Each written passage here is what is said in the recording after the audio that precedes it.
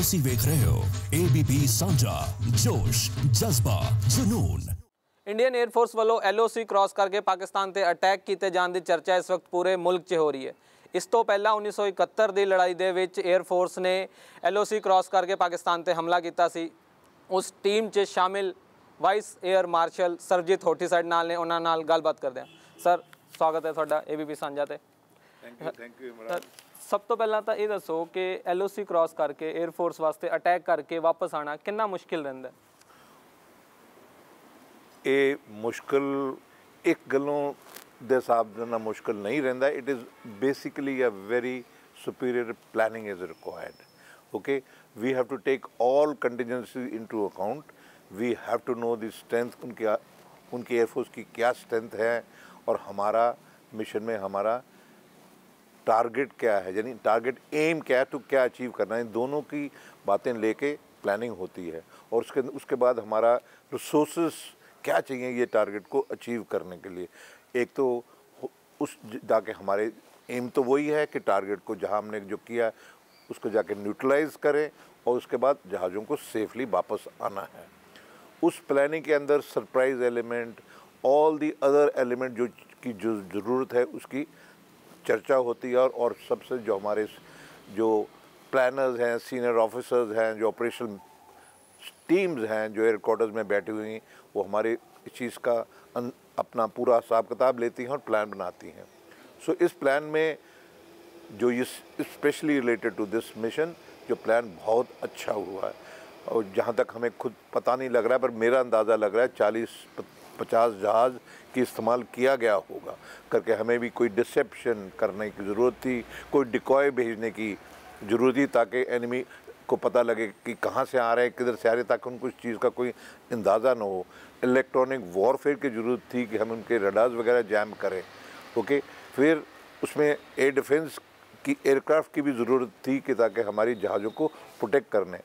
आखिर में जो मेन चीज़ थी जो स्ट्राइक फोर्स है, उस स्ट्राइक फोर्स के लिए हमें उसकी रूटिंग चूज़ करना।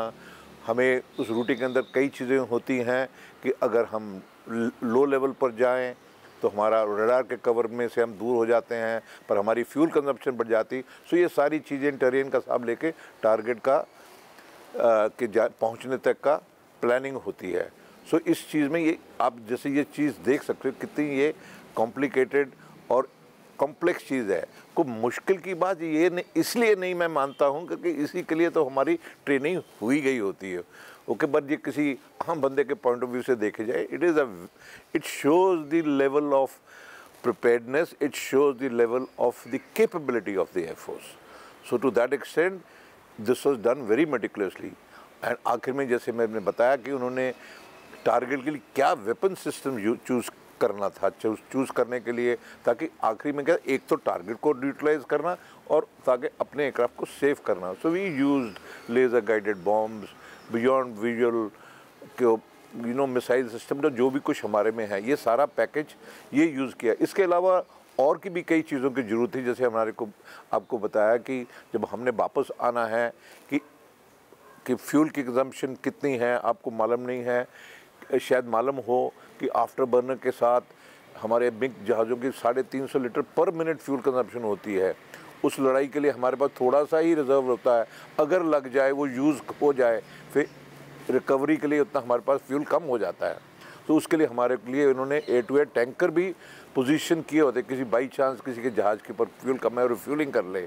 उसके अंदर उस प्लानिंग में ये भी आता है कि कौन से बेस में लैंड करना है। कई बार होता है इस बेस के अंदर खतरा है, कुछ में भी रिक्वायर्ड अगेंस्ट द प्लान के हमें दूर ले जाना पड़े। सो इस चीज़ों को सब आपको दोबारा बात वही आती है कि प्लानिंग बड़ी ज़बरदस्त चाहिए और हमारी फोर्सेस का यूटिलाइजेशन और किस चीज़ के लिए करने के लिए। सो इसमें हम कामयाब हुए। Shows it is a very good mission. ठीक सर, 1971 च जो थोड़ी टीम ने LOC क्रॉस की सी उस बारे थोड़ा जिहा दसो। उस वक्त की हालात सी ते अज दे हालात उस हालात च कुछ फ़र्क है या एयरफोर्स वास्ते सेम ही रहिंदा है? नहीं, हालात तो बहुत चेंज हो गया है जी, बहुत चेंज हो गया है कि उस टाइम ते तुहानूं ये देखना चाहिए तुहाडे कोल जहाज़ किहड़े सीगे, उन्हां दी जहाज़ दी की कैपेबिलिटीज़ सीगियां। सो जहाज़ां नूं जे तुसीं देखो बेसिकली दो टाइप के जहाज़ होंगे, एक एयर डिफेंस के जहाज़ होंगे है, एक स्ट्राइक फोर्स के जहाज़ होंगे है।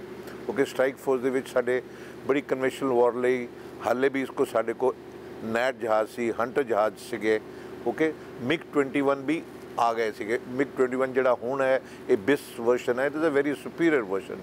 जो पहला जो जहाज़ था वो द बेसिक जो डिज़ाइन था उसके अंदर capabilities were that much limited. So air defence का जो आपने बताया है कि करके ये नैट और हंटर में मिसाइलें नहीं होती थी, तो उन दोनों डॉग फाइट जो लड़ाई करने का एनवलप होता था 2-3 किलोमीटर में ही आसपास हो जाता था। उसको जब जहाँ MiG-21 आ गई थी, उनके अंदर मिसाइल आ गई थी, उनकी जो रेंज थी उसका दायरा थोड़ा बड़ा हो गया। तो अभी तो जो मिसाइल सिस्टम है beyond visual range 70 kilometre, 80 kilometre, 150 kilometre तक रेंज है। सो ये सारी लड़ाई करने का the whole pattern has change. That means air defence के ऊपर से आप बात कर रहे हो, नेचुरली उस पैटर्न के साथ जो हमारे पास इनपुट्स आने का सिस्टम भी चेंज हो गया। सो हमारी ये बहुत बात लंबी जा सकती है। Similarly let us look at the strike aircraft. Strike aircraft में हमारे पास उन दिनों में सुखोई 7 जो नए उस टाइम के नए जहाज़ थे, उनकी क्या कैपेबिलिटी, क्या वेपन सिस्टम क्या था। तो वेपन सिस्टम तो स्टिल हमारा वो पुराना ही, यानी कि जो बॉम्ब जो सेकंड वर्ल्ड वॉर में यूज़ किए हैं वही 500 kg बॉम्ब थे, छोटे बॉम्ब भी थे, कन्वेंशनल बॉम्ब थे, रॉकेट्स कन्वेंशनल और गन्स वगैरह थी। इतना कोई स्टैंड ऑफ वेपन नहीं था। स्टैंड ऑफ का मतलब होता है तुम्हें टारगेट के पास आने, जैसे अभी स्टैंड ऑफ वेपन है कि आप दूर से ही स्टैंड ऑफ मार के आप टारगेट के ऊपर जाने की ज़रूरत ही नहीं होती, आप निकल सकते हो। पर उन दिनों में तो यही था प्रोसीजर कि आपको टारगेट के ऊपर से जाना पड़ता है, and then you had to face the air defence of that target area. Air defence में क्या था, उधर एंटी एयरक्राफ्ट गन्स होती हैं, उनके पास भी जो मिसाइल्स भी आ गई थी, मिसाइल्स होती हैं। सो वो जो tactics was limited to the capabilities of the system that time. Technology ने चीज़ें बहुत चेंज कर दी। सारा कुछ ही बदल गया जी। Now you look at it, like I said, आप रेडार का ले लो सिस्टम, हमारे अभी एयरबोर्न रेडार है। एयरबोर्न रेडार का मतलब है तो आपको जहाँ भी चाहो रेडार उड़ा के वहाँ ले जा सकते हो। Otherwise we had fix positions of radars, कोई लो लेवल देखने वाले रेडार्स होते हैं और इस तरह कोई मीडियम रेंज वाले radar, but they are at fix position. So उसमें बड़े ब्लाइंड जोन बहुत होते हैं, उसमें उस एनिमी उस चीज़ों का फ़ायदा उठा सकती हैं। But we also had other system. आज की लड़ाई और उसकी लड़ाई बहुत अंतर है। कारगिल 'ਚ भी सर ਤੁਸੀਂ अपनी टीम ਦੇ ਨਾਲ ਹਿੱਸਾ ਲਿਆ ਸੀ, पर LOC नहीं क्रॉस ਕੀਤਾ ਸੀ। हाँ हाँ, वो कारगिल की लड़ाई के बारे में बहुत कुछ चर्चा हो चुकी है। यस, उन दिनों में वो भी मेरे लिए बड़ा एक पीरियड था। मैं लाइक आई सेड कि फ़ौजी आदमी के लिए वही होता है कि जब यूनिफॉर्म डाली आप इस दिन की तैयारी कर रहे होते हो। So I consider myself lucky that उन जब कारगिल टाइम में हलवारा का AOC था, मेरे नीचे 3 स्क्वाड्रन थे, ये MiG-23 और MiG-27 थे। यस, उसमें हमारे को यही एक ही चीज़ का था, हमारे को we were required to support the ground forces, पर उसमें एक ही थी बात कि हमें LOC नहीं क्रॉस कर सकते थे। उस रिस्ट्रिक्शन के साथ ऐसी टारगेट को अटैक करना वॉज डिफ़िकल्ट, बट स्टिल हमने ऑब्जेक्टिव अचीव किया। We got the ultimate victory because we could put the Pakistani forces down and achieve the result जो चाहते थे। सर हुण जिहड़ा इस सरकार ने LOC क्रॉस करके अटैक करन दा फैसला लिया, इस फैसले नूं तुसीं किस तरह देखते हो कि पोलीटिकली कितना स्ट्रॉन्ग फैसला है? आप मेरे लिए तो यही तो सब तो बड़ा फैसला यानी कि इस चीज़ दे जिहड़ा होया है, मैं अपने प्राइम मिनिस्टर ਨੂੰ सलूट करदा हैगा। इसी फैसले ਦੀ फौजी ਦੀ मोराल एंड ਜਿਹੜੀ ਸਾਡੀ कैपेबिलिटी ਦੀ दिखाने का मौका मिलता है।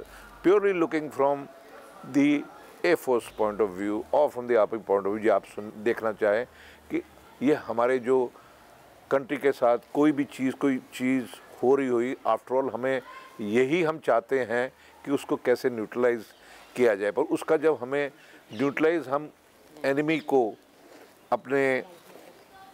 हमें उसको न्यूट्रलाइज करने का जो हमें अपनी उनके टेरिटरी में अलाउ ना करें, और वेदर इट इज़ जैसे आप बोल रहे हैं टेररिस्ट कैंप्स हैं और एनी अदर एक्टिविटी, जो कुछ भी हमारे अगेंस्ट कोई एक्टिविटी हो रही है, ये फ्री हैंड ना मिले तो हम क्या कर सकते हैं। It is a frustration from this service point of view कि हम करने को केपेबल हैं, हमारी इतनी ट्रेनिंग हुई है, पर हमें इसको करने के हमारे प्लान्स तो हमारे ही हो सकते हैं, बट नेचुरली ऐसी डिसीजंस के लिए पॉलिटिकल इम्प्लीकेशंस बहुत ज़्यादा हैं। Yes, we are nuclear part, Pakistan का ब्लफ रहा ही है, विच सोचने वाली बात है। कोई उधर ट्रिगर हैप्पी आदमी कुछ साइड में, जो is a non political country, is a military state in is own way, और हमारी ठहरी हुई पॉलिटिकल डेमोक्रेटिक कंट्री हैं। सो ये चीज़ें बड़ी रिस्ट्रिक्शंस सिविलियन गवर्नमेंट पर रही है। Okay, and it is a big challenge for the current day prime minister.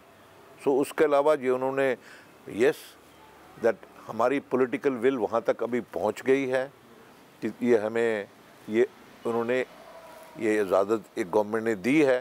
सो आपके सामने रिजल्ट्स हैं। सर, एक ਤੁਸੀਂ ਇਸ 에ਅਰ ਸਟ੍ਰਾਈਕ ਨੂੰ ਕਿਸ ਤਰੀਕੇ ਨਾਲ ਦੇਖਦੇ ਹੋ ਕਿ ਪੁਲਵਾਮਾ ਦੇ ਬਦਲੇ ਦੇ ਤੌਰ ਤੇ ਇਹਨੂੰ ਦੇਖਿਆ ਜਾਏ? ਕੀ ਅਗਰ ਬਦਲੇ ਦੇ ਤੌਰ ਤੇ ਦੇਖਿਆ ਜਾਏ ਤਾਂ ਕੀ ਬਦਲਾ ਪੂਰਾ ਹੋ ਗਿਆ, ਇਸ ਤਰੀਕੇ ਨਾਲ ਦੇਖਿਆ ਜਾਏ? नहीं, बदला पूरा नहीं हो गया है। हुण असी एक तरीके नाल असी अपनी विल दिखाउण लग पे हाँ। आप तुसीं एक देखो, छोटा जिहा nation country like Israel, okay, उन्हां दे इन्ने big neighbours of Syria, Egypt वगैरह ने, उन्हां दी जिहड़ी political will and the military will is there and they are proving so strong कि वो चीज़ अपने के ऊपर टेररिस्ट एक्टिविटी और समबडी इम्पोजिंग द विल का चांस नहीं दे रहे हैं।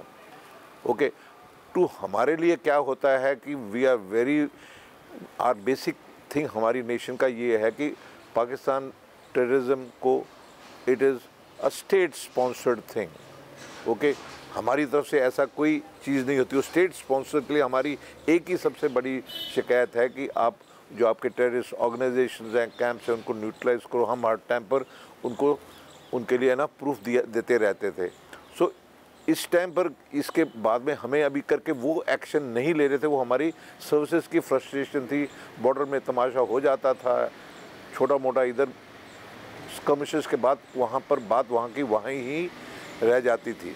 ओके, हम अपने हर टाइम पर जाके उनको अपने सबूत देते थे, बट ऑल दो सबूत को इग्नोर किया जाता है। द लास्ट वन वाज ये पठानकोट वाला was a very big incident.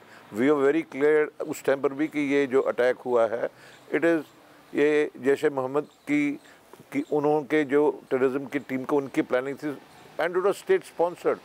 हमने सबूत दिए, हमने उनको लेके अपने एयरफील्ड के पठानकोट में सबूत दिखाए, पर फिर भी क्या रिज़ल्ट आया? कुछ नहीं।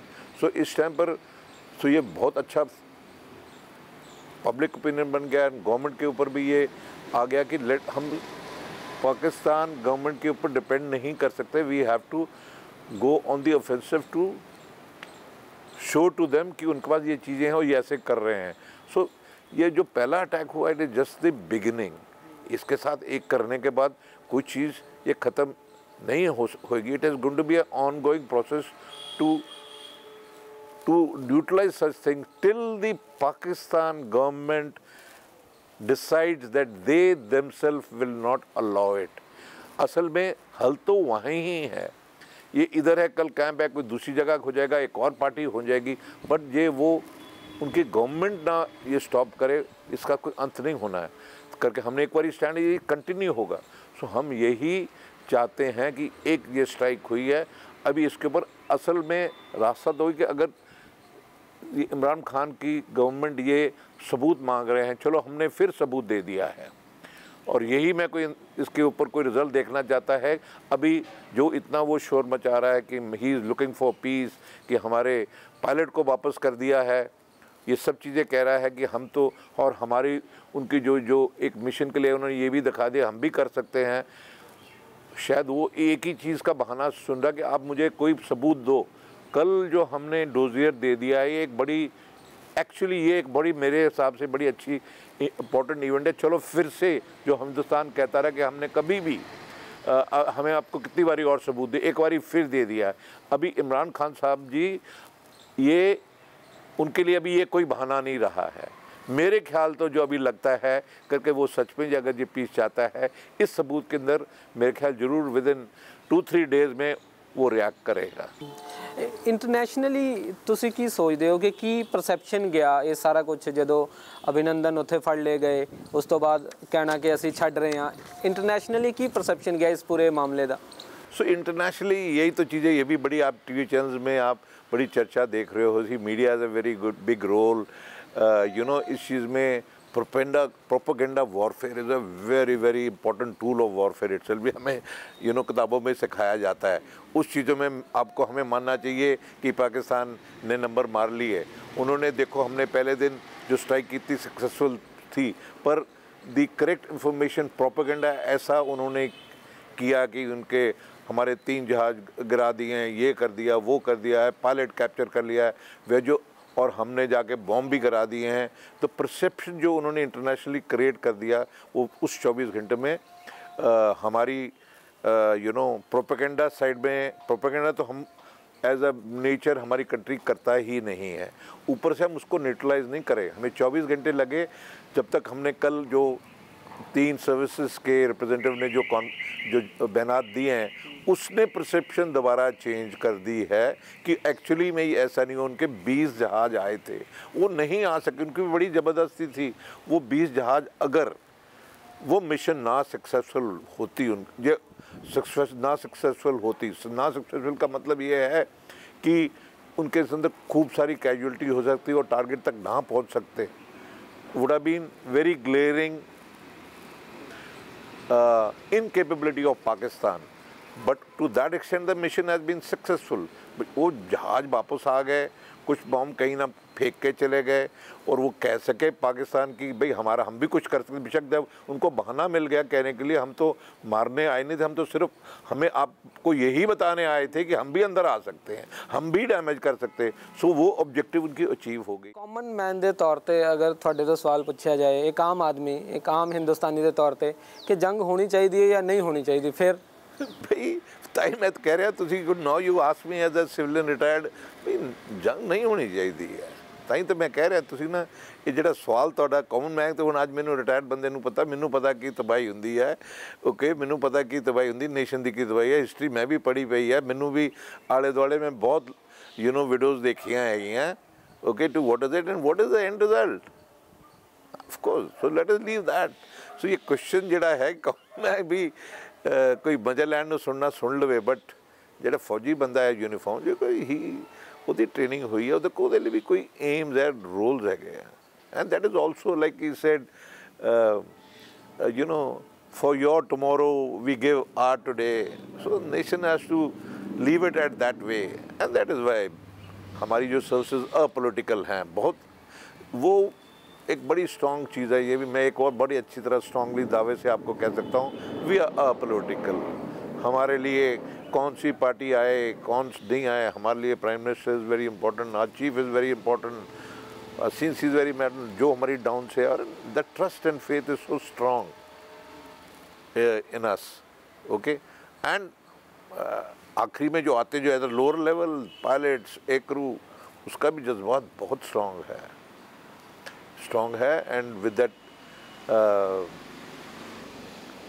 Conviction from within that they can do it. ऐसी मैंने तो आसपास मेरे कभी कोई पायलट देखे नहीं है कि जब हम बोले थे, मैं नेट में जैसे 71 में थे, उनसे में मिराज थी, बहुत सुपीरियर थे, हाँ ले लेंगे, कर देंगे, कर सकते हैं, और कर भी सकते थे। हमने कई चीज़ें हमारे, मुझे अभी वो कतर की लड़ाई के मेरी यंग 20-21 साल उम्र थी, नेट का टाइम था, उधर मिराज की बहुत सुपीरियर जहाज़ था, तो हमारे CO उन टाइम विंग कमांडर ग्रीन उनका नाम था, बाद में वो भी एयर मार्शल रिटायर हुआ, उन्होंने हमारे जहाज़ को, उसको भी लड़ने के लिए तैयार कर दिया था। हमने सारे एरियल निकाल दिए, हमने एक को पॉलिश करने लग गए, चमकाने लगे, उनका ड्रैग कम करने लगा ताकि हमें उतनी 10-20 किलोमीटर स्पीड एक्स्ट्रा मिले। कैसे उसको, उस सुपीरियर जहाज़ को कैसे न्यूट्रलाइज करना दे, और वही बात हुई कि अभी भी F-16 और MiG-21 ने गिरा दिया है। यू नो, जो मुकाबला है MiG-21, जो मर्जी कहें, येस ऑब्सलीट सिविलियन के लिए, we need to change it, yes that's ongoing political thing again, whether the country can afford it. बड़ी लंबी बातें, लंबी डिबेट हैं, but that aircraft has today shot down an F-16 which is the biggest news of the day. Professionally world over ये चीज़ हो गई है कि देखो वहाँ फिर बात आते हैं, एक MiG-21 रशियन जहाज़ है और उधर F-16 अमेरिकन जहाज़ है। टुडे द रशियन उनकी जो इंडस्ट्री है, you know, aeronautical industry, they must be feeling very proud कि हमारे MiG-21 ने गिरा दिया। सर ਜਦੋਂ ਇਹ ਖਬਰ ਆ ਗਈ ਕਿ ਅਭਿਨੰਦਨ ਉੱਥੇ ਫੜੇ ਗਏ ਹੈ, ਉੱਥੇ ਦੀ ਫੌਜ ਨੇ ਫੜ ਲਿਆ, ਉਸ ਤੋਂ ਬਾਅਦ ਸਭ ਤੋਂ ਪਹਿਲਾ ਖਿਆਲ ਤੁਹਾਡੇ ਮਨ 'ਚ ਕੀ ਆਇਆ ਹੋਵੇਗਾ? ਕਿਉਂਕਿ ਮੁਲਕ 'ਚ ਇਹ ਗੱਲ ਹੋ ਗਈ ਕਿ ਅਭਿਨੰਦਨ ਨੂੰ ਵਾਪਸ ਲਿਆਉਣ ਲਈ ਬਹੁਤ ਜ਼ਿਆਦਾ ਟਾਈਮ ਲੱਗ ਸਕਦਾ ਹੈ, ਤੁਸੀਂ ਕੀ ਸੋਚਿਆ ਸੀ ਉਦੋਂ? ओह पहले दिन था ना, you know, like I'm also emotional guy, I know इस ये वर्तमान उनके फादर को मैं जानता हूँ, हमने मेरे 2-3 साल में से वो जूनियर थे। आई रिमेंबर हिज फादर जो रिटायर हुए हैं, हम तेजपुर में पहली बार ही मिले, फिर उसके बाद भी हमारी इंटरेक्शन काफ़ी होती रही, और उसके बाद ये यंगस्टर को भी मैंने देखा हुआ है। ये जब ये एयर अटैची पेरिस जा रहे थे, उनके पिताजी तो दिल्ली में थे, मैं मिला था इनको उस टाइम पर भी, देखा है इनको यंगस्टर के लिए। तो पहली चीज़ तो ऐस उम्र में पेरेंटल फीलिंग आ गई उसको देख के, जो मीडिया में ऐसी चीज़ें आ रही। मैंने तो आपको बताता हूँ, मेरे वाइफ मेरे से लड़ रही थी कि मुझे नहीं, आपने बताया नहीं। मैं कही यार ये तो बताने वाली चीज़ ही नहीं है ना, दिखाने वाली। सो जो आपकी फीलिंग क्या, बहुत हॉरिबल फीलिंग थी कि ऐसा जिन्हों के बर्ताव हो रहा है, आफ्टर ऑल बच्चा है और मेरे कुली का लड़का है, उसका साथ ये। सो आपने पूछी पहली फीलिंग क्या है, ये हुई। पर उसके बाद बॉय ने जिस जज्बात से साथ बातें की हैं और उसके बारे जो अभी राइटअप सुन रहे हैं, मज़ा आ रहा है। ये है हमारी एयरफोर्स, कि ये है हमारी एयरफोर्स। कई बारी मैं अपने आप को सोचता हूँ यार किसी ने 2 थप्पड़ मार दिए, मैं प्रोफेशनली इतना ट्रेंड नहीं हूँ कि मैं यानी I am train to fight, I am not train to you know face any adversity जो मुझे फिज़िकली मार मूर के मेरे से कोई बातें करवाना चाहे। मुझे नहीं मालूम मैं कितना स्टैंड कर सकता था उस उम्र में, पर this boy has shown exemplary courage and he knows what he was seeing, so hats off to him। ਹੁਣ ਜਦੋਂ ਕਿ ਅਭਿਨੰਦਨ ਆ ਰਹੇ ਹੈ, ਵਾਪਸ ਆ ਰਹੇ ਹੈ, ਤੁਸੀਂ ਉਹਨਾਂ ਨੂੰ ਕੁਝ ਕਹਿਣਾ ਚਾਹੋਗੇ? Oh, well done boy, well done, hats off to you। ਸ਼ੁਕਰੀਆ ਸਰ ਸਾਡੇ ਨਾਲ ਗੱਲਬਾਤ ਕਰਨ ਲਈ। ਇਹ ਸਨ ਸਰਬਜੀਤ ਹੋਠੀ, ਜਿਨ੍ਹਾਂ ਦਾ ਕਹਿਣਾ ਹੈ ਕਿ ਜੋ ਵੀ ਅਭਿਨੰਦਨ ਨੇ ਕੀਤਾ ਉਹ ਇਹਨੂੰ ਹੈਟਸ ਆਫ ਕਰਦੇ ਨੇ ਤੇ ਵੈਲ ਡਨ ਕਰਦੇ ਨੇ। ਤੇ ਇੱਕ ਫੋਰਸ ਦੇ ਤੌਰ ਤੇ, 에ਅਰ ਫੋਰਸ ਦੇ ਤੌਰ ਤੇ ਤਾਂ ਇਹਨਾਂ ਨੂੰ ਲੱਗਦਾ ਹੈ ਕਿ ਚੀਜ਼ਾਂ ਠੀਕ ਹੈ, ਪਰ ਇੱਕ ਸਿਵਿਲੀਅਨ ਦੇ ਤੌਰ ਤੇ ਇਹਨਾਂ ਨੂੰ ਲੱਗਦਾ ਹੈ ਕਿ ਜੰਗ ਨਹੀਂ ਹੋਣੀ ਚਾਹੀਦੀ। ਕੈਮਰਾ ਪਰਸਨ ਸੁਮਿਤ ਧੀਮਾਨ ਦੇ ਨਾਲ ਇਮਰਾਨ ਖਾਨ, ABP ਸਾਂਝਾ, ਜਲੰਧਰ। ਤੁਸੀਂ ਵੇਖ ਰਹੇ ਹੋ ABP ਸਾਂਝਾ, ਜੋਸ਼, ਜਜ਼ਬਾ, ਜਨੂਨ।